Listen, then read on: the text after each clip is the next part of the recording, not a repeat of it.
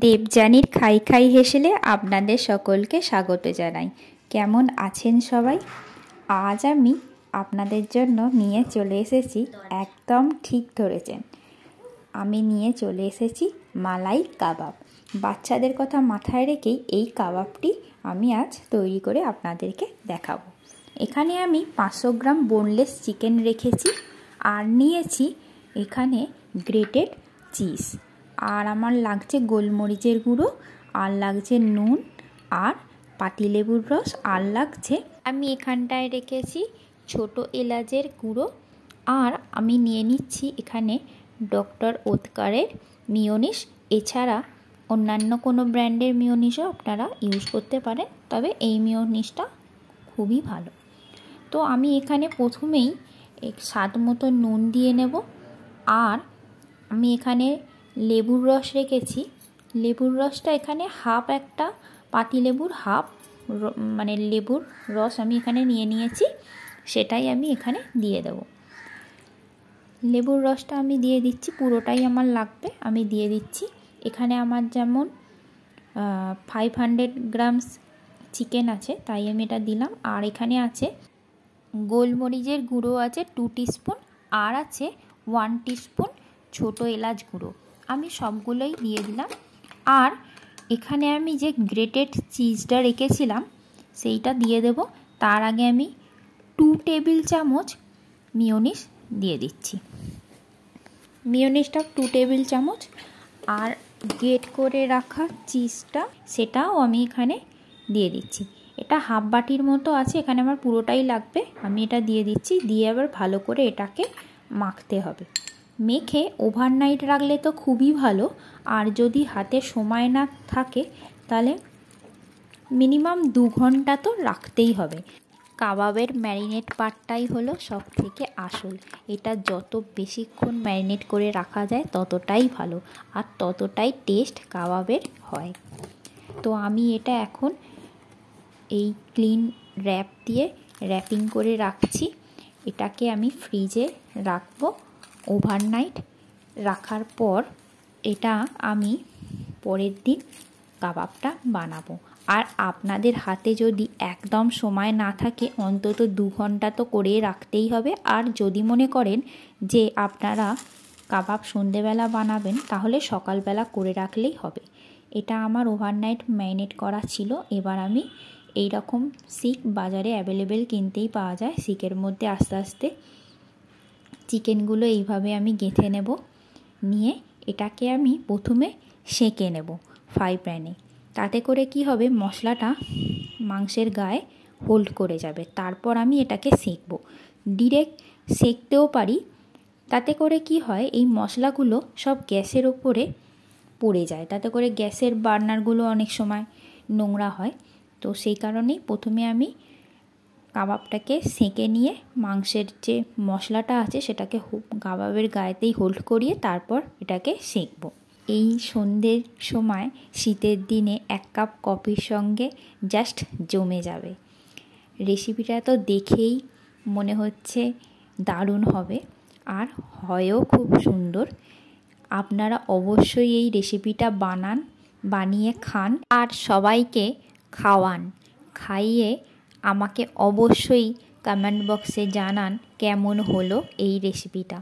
আমি তো গ্যারেন্টি দিয়ে বলতে পারি, বাড়ির যে বাচ্চাটি আছেন সেই সদস্যটি যদি এরকম রেসিপি পায় তাহলে আর আপনাকে দেবে না, সে সবগুলোই নিজেই খেয়ে নেবে। আমি গ্যারেন্টি দিয়ে বলতে পারি, যেহেতু এটা বাচ্চাদের কথা মাথায় রেখেই আমি বানাচ্ছি। তো আজকালকার দিনে বাচ্চারা তো চিকেন সেইভাবে খেতে চায় না, এইভাবে প্রসেস করে ওদেরকে যদি দেওয়া যায় তাহলে কিন্তু ওরা একদম চেটেপুটে খেয়ে নেবে। আর এই চিকেনটা বাচ্চাদের জন্য হেলদিও বটে, কারণ এতে চিজ আর মেয়োনিজ দুটোই আছে। তো আপনারা এটা অবশ্যই ট্রাই করুন, ট্রাই করে আমাকে একদম জানিয়ে ফেলুন চটপট কেমন হলো এই রেসিপিটা। আর আমি এইগুলো এক এক করে শিকের মধ্যে গেঁথে নিতে নিতে আপনাদেরকে আজকের টিপসটা বলে দিই। যেহেতু এখানে আমি চিজ ব্যবহার করেছি, তাই চিজের মধ্যে কিন্তু প্রচুর পরিমাণে প্রোটিন, ফ্যাট সমপরিমাণই থাকে। আর চিজ কিন্তু হার্টকে প্রচণ্ড ভালো রাখতে সাহায্য করে। এছাড়াও শরীরে রোগ প্রতিরোধ ক্ষমতা গড়ে তুলতে সাহায্য করে এই চিজ। এটাই ছিল আজকে আপনাদের জন্য টিপস। আমার কিন্তু অলরেডি প্রায় সব চিকেনগুলোই শিকের মধ্যে গাঁথা হয়ে গেছে। এইবার আমি এক এক করে এগুলো একটা ডিশের মধ্যে রেখেছি। এবার আমি গ্যাস জ্বালিয়ে নেব। গ্যাসের মধ্যে আমি ফ্রাই প্যানটা বসিয়ে দেব। দিয়ে এর মধ্যে আমি 1 টিস্পুন বাটার ব্রাশ করে দেব। বাটারটা ব্রাশ করে দিয়ে তার উপর আমি এই স্টিকগুলোকে দিয়ে দেব। এটা হতে 15 মিনিট মতো টাইম লাগবে। এক পিঠটা হয়ে গেলে আমি আবার অন্য পিঠটা উল্টে দেব। এইভাবেই এগুলো হবে। এইভাবেই কাবাবগুলো হবে। এটা একটু টাইম লাগবে। এটা সম্পূর্ণ গ্যাসের ফ্লেমটাকে লো করে দিয়ে এগুলোকে করতে হবে। বেশি হাই করলে কি হবে, চিকেনটা কিন্তু সেদ্ধ হবে না। তো সেই কারণে এটা একদম গ্যাসের ফ্লেমটাকে লো করে দিয়ে করতে হবে। যখন আমি এটাকে সেঁকবো তখন সেই গ্যাসের ফ্লেমটাকে আমি হাই করব। তখন আমি ওটা দেখিয়েও দেব। তো এটা এরকম একদম লো ফ্লেমে এটাকে রাখতে হবে। এটা খুব ধীরে ধীরেই হবে। এই সময় আমি বলে রাখি, আমার চ্যানেলে যারা নতুন তারা অবশ্যই আমার চ্যানেলটিকে সাবস্ক্রাইব করুন আর পাশে থাকা বেল আইকনটি প্রেস করে দিন। তাহলে কি হবে, আমি যখন চ্যানেলে নতুন ভিডিও আপলোড করব তখন সবার আগে আপনার কাছে নোটিফিকেশানটি পৌঁছে যাবে আর আপনিও দেখতে পাবেন আমার চ্যানেলের নতুন নতুন রান্নাগুলি। আর যারা প্রথম থেকে আমার চ্যানেলে আছেন তাদেরকে অসংখ্য ধন্যবাদ জানাই প্রথম থেকে আমার চ্যানেলে এইভাবে থাকার জন্য। আর যারা নতুন আমার চ্যানেলটিকে সাবস্ক্রাইব করেছেন তাদেরকেও অসংখ্য ধন্যবাদ জানাই এইভাবে আমাকে সাপোর্ট করার জন্য। আপনারা নতুন নতুন রেসিপি দেখতে থাকুন আর সাথে থাকুন দেবযানীর খাই খাই হেসেলে। এইভাবেই আমাকে সাপোর্ট করুন। আমার কিন্তু অলরেডি এক পিঠটা হয়ে গেছে। এবার আমি এটাকে আস্তে আস্তে ধীরে ধীরে এক পিঠটা উল্টে দেব। তার আগেও বলে রাখি, যারা কিছু রেসিপি, এই কাবাবের রেসিপি বলুন, কোনো মিষ্টির রেসিপি বলুন বা যে কোনো আইটেম আমার থেকে জানতে চাইছেন, তাহলে তারা কিন্তু কমেন্ট বক্সে কমেন্ট করে জানাতে পারেন যে আপনারা কী কী রেসিপি আরও পছন্দ করছেন বা আমার থেকে জানতে চাইছেন। তাহলে কি হবে, আমি আপনাদের পছন্দ মতো রেসিপিগুলো আপনাদের সঙ্গে শেয়ার করতে পারবো।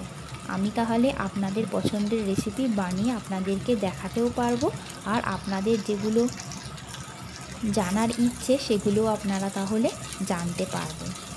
তো এইভাবেই আপনারা যদি আমার সঙ্গে কথা বলেন তাহলে কিন্তু আমার অনেকটা সুবিধেই হবে।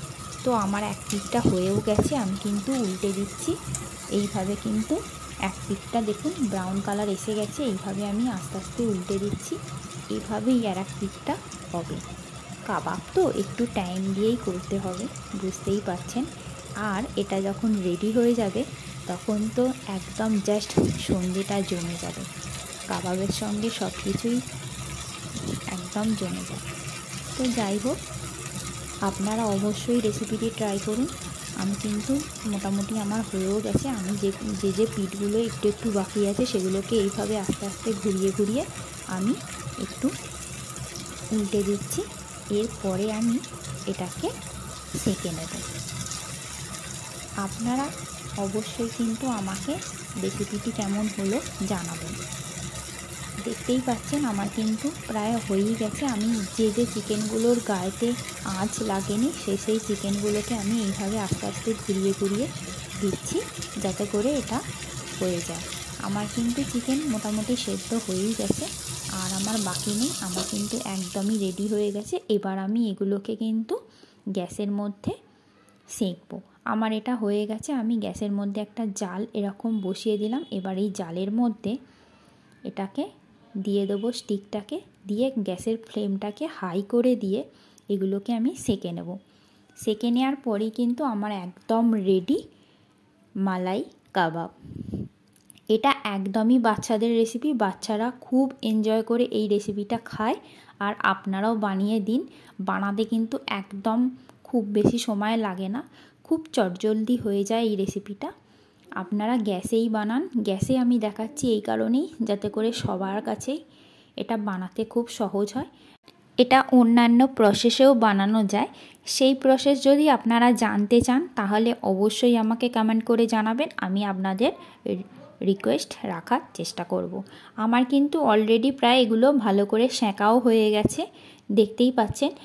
যেহেতু আমার চিকেনটা সেদ্ধ হয়েই গেছে, তো এটা বেশি আমার পোড়াতে লাগবে না, তার কারণ আমি জাস্ট স্মোকি ভাবটা আনার জন্যই এটাকে এইভাবে পোড়াচ্ছি।